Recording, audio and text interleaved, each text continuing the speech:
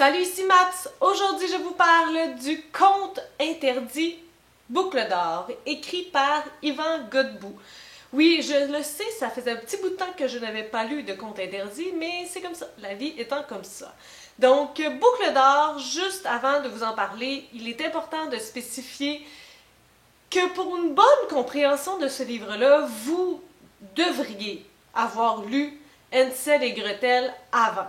Ça n'empêche pas la lecture, mais il y a beaucoup de choses, de révélations que vous n'auront pas autant d'impact si vous n'avez pas lu Hansel et Gretel avant. Donc, c'est pas juste moi qui le dis, c'est l'auteur même qui l'a écrit au début du livre. Donc, Boucle d'or, c'est l'histoire d'une petite fille qui va ouvrir les yeux, qui ne sait pas où elle est, qui ne sait pas qui elle est, et qui va trouver une maison, là, elle est comme prise à quelque part, elle va trouver une maison proche. Elle ne sait pas si la famille qui habite là, ce sont des bonnes personnes ou non. Elle a genre des visions, on ne sait pas trop c'est quoi le vrai du faux, elle ne le sait pas non plus. C'est vraiment une atmosphère assez noire pour elle, pauvre petite fille qui ne sait plus qui elle est, qui ne sait plus pourquoi elle est là, qui ne sait pas trop quoi faire non plus, qui est rongée par la peur et par la souffrance et la potentielle mort. Donc on est vraiment dans un livre, une quête un peu de se libérer, une quête de trouver des réponses. Je voudrais que pour moi, Boucle d'or se sépare en deux parties. La première partie est très cyclique. Il y a le mot à un moment donné cache-cache, puis je trouve que ça fait un peu ça. Donc la petite fille recherche pendant un bon 70-80 pages des réponses, puis elle revient un peu inlassablement aux mêmes endroits, puis il se passe similairement les mêmes choses, ou des choses qui se ressemblent, qui s'apparentent.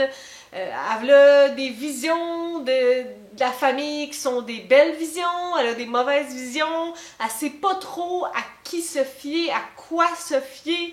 Est-ce qu'elle est complètement folle ou c'est eux qui sont complètement fous? On ne sait pas la vérité là-dedans et elle ne le sait pas non plus. Ça m'a beaucoup fait penser au livre Le Conte interdit Blanche-Neige que j'ai lu ultérieurement pour la première partie de Boucle d'or. Éventuellement, on s'en va plutôt dans une deuxième partie où on a comme une quête un peu de s'affranchir, de se libérer, de se sauver. Et là, j'ai trouvé que ça ressemblait beaucoup plus à la deuxième partie d'Hansel et Gretel, du même auteur, donc il y a comme une certaine logique là-dedans. Puis, considérant que je vous ai dit que c'était pas nécessairement une suite, mais que l'un était préalable à l'autre, tout ça s'explique malgré tout. Donc, la deuxième partie, il y a quelque chose de beaucoup plus linéaire, il y a un but un petit peu plus clair. Donc, ça fait vraiment une bonne différence, je vous dirais, entre les deux parties. Là. Il n'y a pas vraiment deux parties dans le livre, mais moi, j'ai trouvé que c'était plutôt comme ça. L'écriture, c'est une écriture vraiment fluide, cela se lit vraiment très bien. En fait, la seule raison pourquoi je devais le déposer quelquefois, c'est parce qu'à quel point je devenais anxieuse à le lire. Surtout la première partie, c'est anxiogène là, à mort.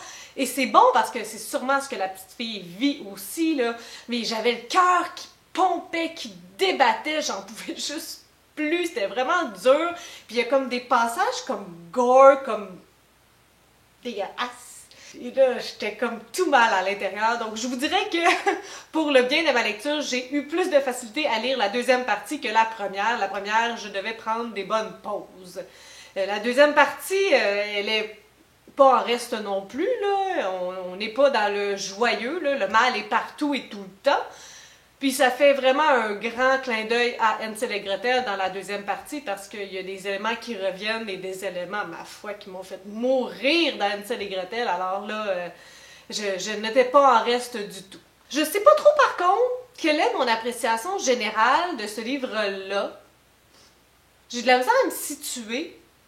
J'ai de la misère à le situer.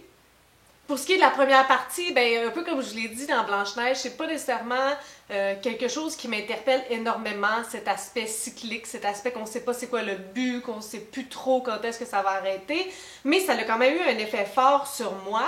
La deuxième partie, vu qu'elle ressemblait beaucoup à Hansel et Gretel, je vous avouerais peut-être avoir préféré Hansel et Gretel pour l'entièreté de l'œuvre, donc j'ai un peu de misère à me situer là-dedans. Je sais pas si c'est la même chose pour vous, mais si vous pouvez m'éclaircir ou m'aider à comprendre ce que j'ai vécu, n'hésitez pas à me le dire en dessous de ma vidéo.